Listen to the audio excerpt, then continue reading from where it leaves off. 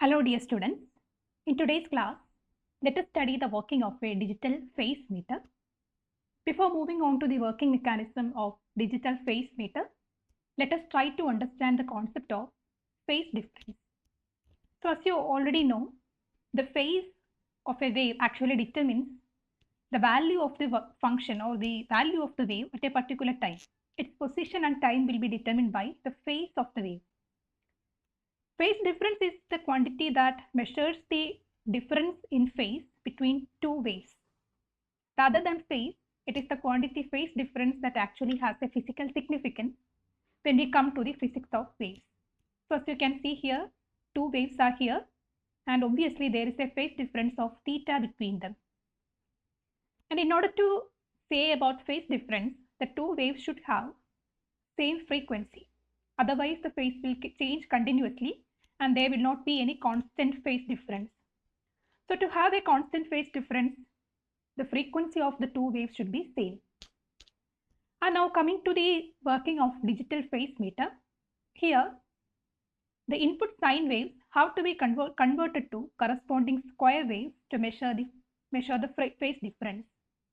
So even if you convert this sine wave to corresponding square wave, as you can see, the same phase difference theta will be there. So you can see this wave starts and falls much earlier than the second wave. So you can see that there is a phase difference. So this went up at this point, but 0 to 1 transition of the second wave is here, and this difference is due to the phase difference between wave 1 and 2. Now coming to the working mechanism of a digital phase meter, this is the block diagram corresponding to a digital phase meter. As you can see, we are feeding in two waves whose phase difference are to be measured through these two channels. Suppose P0 is the phase of the first wave and Px is the phase of the second wave. We have to measure the phase difference P0 minus Px. So this wave might start earlier and fall earlier, and the second wave is a little bit slow. So its starting position is a little bit lagged compared to the first wave. Now we have an amplifier or attenuator setup in the first place to get the range of the voltage of this wave to corresponding levels. We have either an amplifier or an attenuator here, and after that it is passed through a zero crossing detector. The zero crossing detector is kind of a converter that converts the sine wave to corresponding square wave.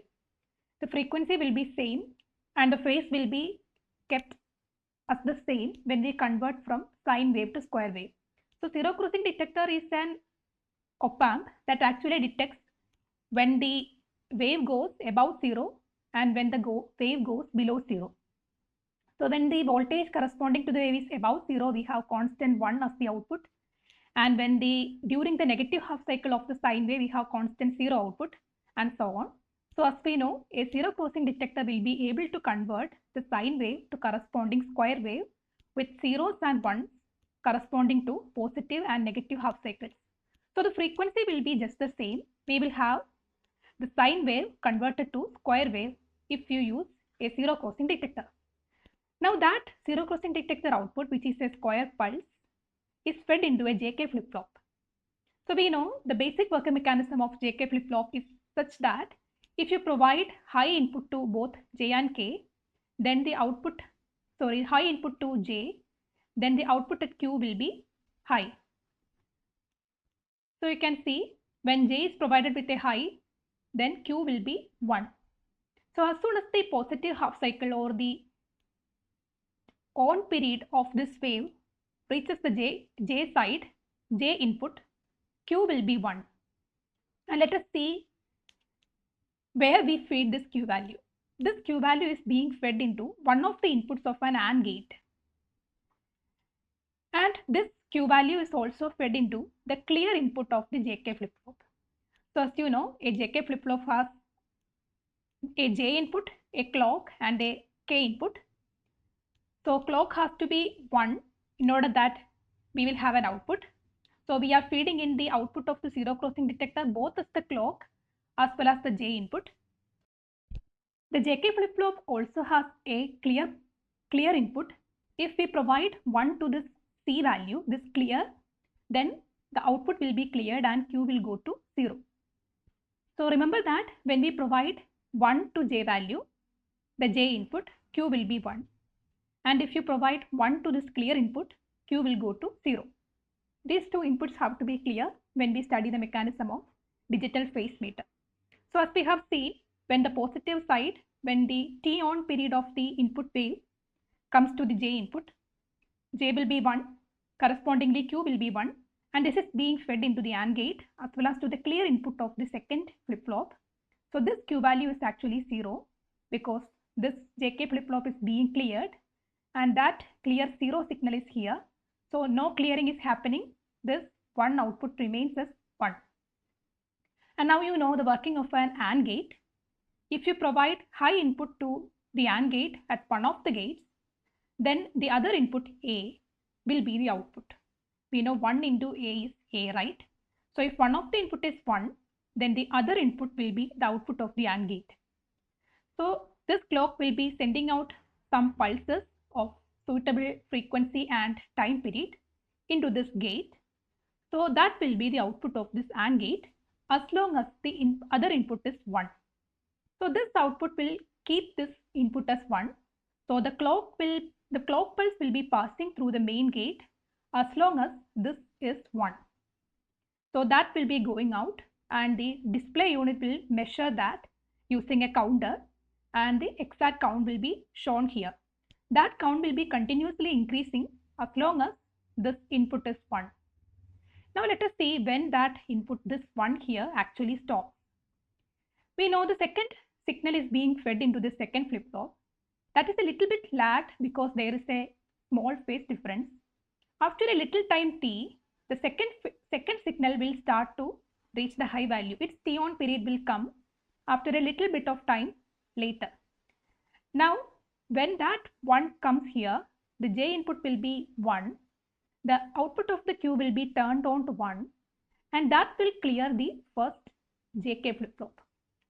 So that happens when after a small phase difference, the second wave starts to reach the JK flip-flop 2. So it will clear the first JK flip-flop and effectively we have a 0 signal here because the 1 output from the Q here actually clears the first flip-flop. So we will have a 0 here. So that will stop the main gate because we know 0 into A is 0 always. So after a time period, we will have 0 output through this gate. So how many number of pulses actually pass through this main gate actually depends on the phase difference between the first wave and the second wave, right?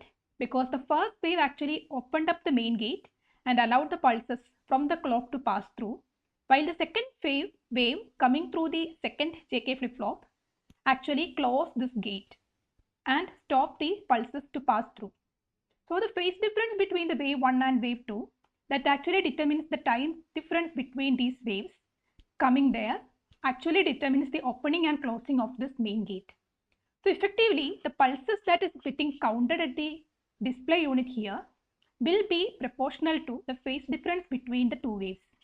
What is the time lag between the T-on states of the two waves? That is determining the opening and closing of this main gate and the counter display. So this is how a digital phase meter is able to record the count of the phase difference between two waves. The JK flip-flop is being used. You have to remember that if J equal to 1 and the clear signal is 0 and if clock is equal to 1, then the Q value is 1. This is being used for working, and also if clock signal is 1 and even if J is 1, if we apply a clear signal, then Q value will fall to 0. So these two values corresponding to the JK flip-flop truth table is being used in this setup. I hope the basic working is clear for you. You have to remember that the Q output from the first gate is fed into the main gate. The Q output from the second JK flip-flop is being fed into the clear signal of JK flip-flop 1. So I hope now you understand the reason why this is done so, because the second wave has to stop the first one. So you have to clear this here. So I hope this portion is clear for you. read through the standard textbook and try to understand more. Thank you.